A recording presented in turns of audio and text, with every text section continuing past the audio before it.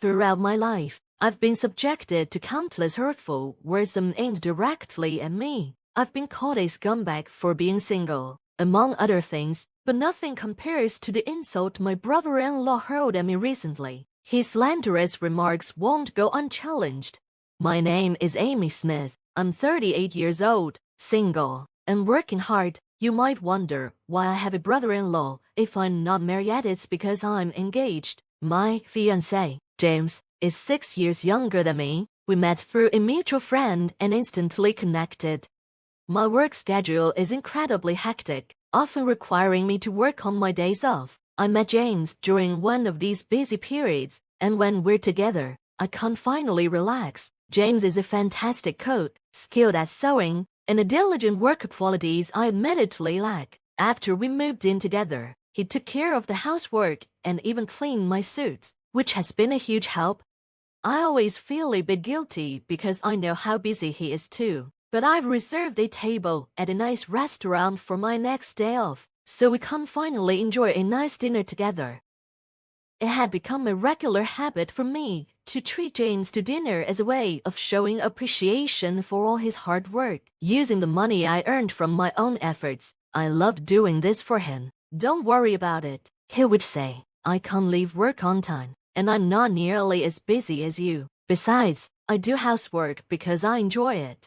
As we planned an upcoming family gathering, James often asked, "How are your family's plans for our meeting?" We had already met each other's parents shortly after our engagement, but we wanted to host a dinner party where both families could get to know each other better. James has one older brother, while I have two younger siblings. Instead of waiting until the wedding, both families agreed it would be nice to connect beforehand. So, we arranged a gathering that would include our parents and siblings. "I'm sorry, but my brother can't make it due to work," James explained apologetically. "I know you're also busy with work, so please accept his apologies." "Your brother is a very talented lawyer, isn't he?" I asked as James lowered his head slightly. I wish I could have met him, but if he's busy, it's understandable. We can't always meet at a wedding. I wasn't too concerned, as I felt it was most important for the couple and their parents to come together, even if siblings couldn't make it. "Just so you know, my brother can be a bit distant with people," James added, looking tense. "Even if he did come, I worry he might be rude." As the day of the party arrived, it turned out that my brother-in-law was indeed absent. James seemed visibly relieved that his brother wasn't there. With my brother and sister in attendance, the party turned out to be a pleasant and enjoyable affair. My parents-in-law and I had a great time, and my siblings seemed to get along well with James, which was a huge relief for me. It was a fantastic opportunity for both families to bond, though I couldn't help but wish I had met my brother-in-law. As the day came to an end, I never imagined that when I eventually met my brother-in-law, I would find him to be such a rude person. In hindsight, it seemed like a blessing that he hadn't attended the dinner party. One day, my mother and I found ourselves at the university hospital. She hadn't been feeling well, and after visiting a local clinic near her home, she was referred to the hospital for a thorough examination. Although her symptoms were limited to palpitations and dizziness, I wanted to ensure her health was in check before the wedding. My mother, now in her mid-60s, still appeared youthful, but the thought of a potential serious illness worried me. She had already delayed marriage until her 40s, which had caused me some concern, and I felt a deep sense of gratitude for how well she had raised my siblings and me. "Ma'am, why don't I cover the cost for you to have a thorough checkup?" I suggested. I had never felt such a strong desire to help before, but this was precisely why I had worked so hard to be there for my family when it mattered most. Because the test couldn't be completed in a single day, we had to visit the hospital several times. The tragedy occurred during our second visit. The university hospital was exceptionally crowded that day, with long lines everywhere. My mother and I were waiting our turn, sipping hot tea in a quiet area away from the main waiting room, where we could relax and have something to drink. My phone rang. It could be a work call. I handed my tea to my mother and stepped away to find a quieter spot where I could answer. It was indeed work-related, a call to confirm that I wouldn't be changing my surname when I joined the family register after marriage. As I returned to my mother, I heard someone yelling. My heart sank. What was happening? Was my mother okay? The shouting seemed to be directed at her, and I quickly rushed over. I saw my mother standing, repeatedly bowing in apology to a man dressed in a sharp, expensive-looking suit, with a luxurious watch and polished shoes. His slicked-back hair and haughty demeanor made him look like a debt collector. He definitely wasn't someone my mother knew, so I stepped in to find out what was going on. "Excuse me," I said, trying to be polite. "Did my mother do something to offend you?" The man shifted his gaze to me, sizing me up from head to toe. "She placed a cup of tea on the seat, and when I sat down, it spilled on my suit." "What are you going to do about it?" "I have important business after this." I looked at his suit and saw that it was indeed a bit damp. "I'm so sorry," I said sincerely. "Let me cover the cost of the dry cleaning." But before I could finish, the man cut me off, his voice rising even louder. His shouting quickly drew the attention of everyone nearby, and soon, nurses and a small crowd had gathered around us. "I'll let it go with just the cleaning fee," the man finally said, perhaps realizing the scene he was causing.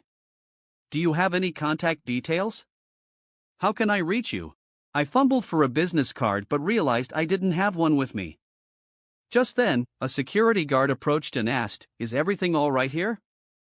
Is there a problem?" The man clicked his tongue in irritation and threw his business card at my feet. "Make sure you call me," he sneered. "Don't think you can escape. I have connections at this hospital, they'll give me your information if you don't." I was stunned by his audacity and cruelty. As I bent down to pick up the card, he continued his tirade. "You're single at your age? Women have an expiration date, and you're not just expired, you're unsold industrial waste, like raw garbage. A single woman, pathetic." Before I could respond to the vile insult directed at both me and my mother, the man turned on his heel and hurried off, clearly trying to avoid the security guard. I was left standing there, furious and disappointed in myself for not being able to protect my mother from this man's rudeness. My stomach churned with anger and frustration. I quickly offered a light bow to the onlookers and the concerned security guards, then picked up the business card from the floor. As I read the name and title, I was stunned. Who was this jerk? I couldn't believe the person behind those words was someone with such a title. So that's what all this was about. I cancelled my mother's checkup and took her home, prioritizing her mental well-being over anything else. But I knew I would never forget that man. I was determined to make him regret every word he spewed at us. About a week later, I found myself at the courthouse. It wasn't like the dramatic court battles you see in America, where a stain on a suit leads to a lawsuit, but I had my reasons for being there. As I walked through the familiar halls, the sound of my heels echoing off the walls, I spotted a man I recognized approaching from the far end of the corridor. I knew it was him. As I considered what to say, he looked up, recognition flickering in his eyes. "You're that trashy single woman from the other day, aren't you?" he sneered. "You've got to be kidding me. What are you doing here? This isn't a place for someone like you." It was the same man who had insulted my mother and me at the hospital. I wanted to unleash a barrage of harsh words, but something held me back. I have a darker side, a part of me that wants to see justice served with a touch of vengeance. Instead, I smiled coolly and said, "Oh, I'm very sorry about the other day. You must be Tom Dixon from Honeywell Law, correct?" I brushed off his outburst, recalling the business card he had thrown at me. Dixon's expression twisted with annoyance as he launched into a tirade about the suit incident, his mouth curling into a nasty grin. "I had a client meeting at the hospital after that," he snapped. "You embarrass me. How does a trashy woman like you stain someone's suit and then not even have the decency to call me back?" As he ranted, I realized Dixon was indeed a lawyer, and our encounter today was purely by chance. His loud voice was attracting attention from others in the hallway, and I could feel the eyes of passers-by. Dixon seemed to revel in the spectacle, taunting me even louder as if he wanted to show off. I shook my head, which only irritated him further, but before he could continue, a voice from behind me cut through the tension. "Mr. Dixon, what's the matter?" someone asked, stepping up to address him directly. When Dixon saw the man behind the voice, his demeanor instantly shifted. He mumbled, "Oh no, this woman," as he fumbled to pull a business card from his case. The man who had just spoken looked at me, and his eyes widened in surprise. I glanced at the card Dixon had just handed over. It read, "Attorney Hannibal, partner at Honeywell Law Office." This man wasn't just Dixon's boss, was the CEO of the entire firm. As soon as Hannibal realized who I was, he began to tremble. He quickly bowed at a 90-degree angle, his tone suddenly respectful. "My goodness, it's been a while," he exclaimed. "Dixon, my subordinate, has been extremely rude to you. Please accept my sincerest apologies."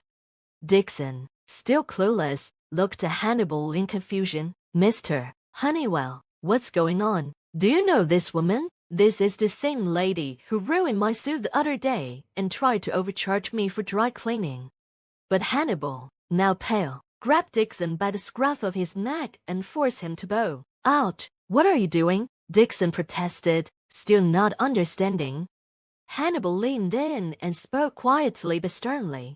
"How dare you, Dixon? This woman is a prosecutor, and not just any prosecutor. She is my former boss, Smith, who has never lost a case." Dixon's face twisted in disbelief as he tried to process what he'd just heard. That single woman he had insulted so viciously was a prosecutor. "Yes, I am a lawyer. Since childhood, I've been unable to overlook injustice. I once debated whether to become a police officer or a lawyer, but ultimately chose the latter. My goal has always been to bring criminals to justice, even if I couldn't catch them myself. Now, as a prosecutor, I work tirelessly to see that justice is served. As for Mr. Hannibal, he fears me because I mentored him when he was just starting out. He knows exactly what I'm capable of, and now, so does Dixon.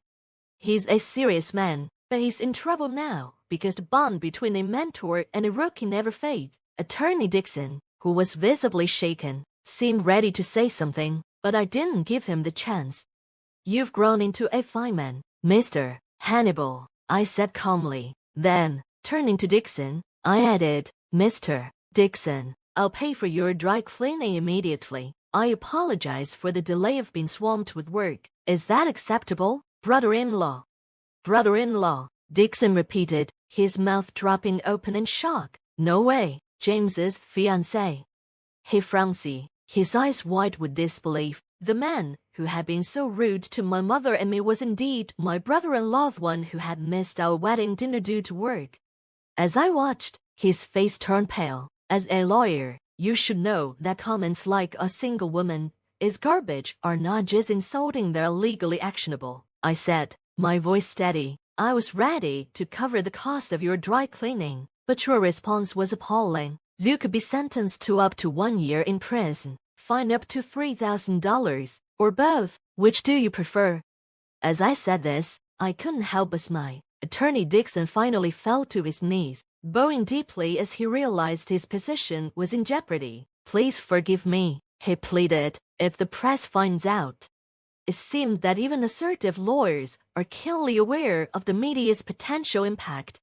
Sometime later, I had a successful wedding, and am now thoroughly enjoying my newlywed life. James has embraced his role as a full-time house husband, allowing me to dedicate myself even more to my work and family. My brother-in-law apologized repeatedly to both my mother and me and even offered to settle the matter. However, I decided to let him off the hook for the dry cleaning bill. I could cover that myself. Although my brother-in-law didn't attend the ceremony likely due to feeling awkward, as business had taken a significant hit due to his behavior toward us and complaints from other clients. It seemed that bad deeds eventually catch up with people. I promised myself that I would cherish and protect the life I've built, ensuring that my family and I continue to support each other through everything.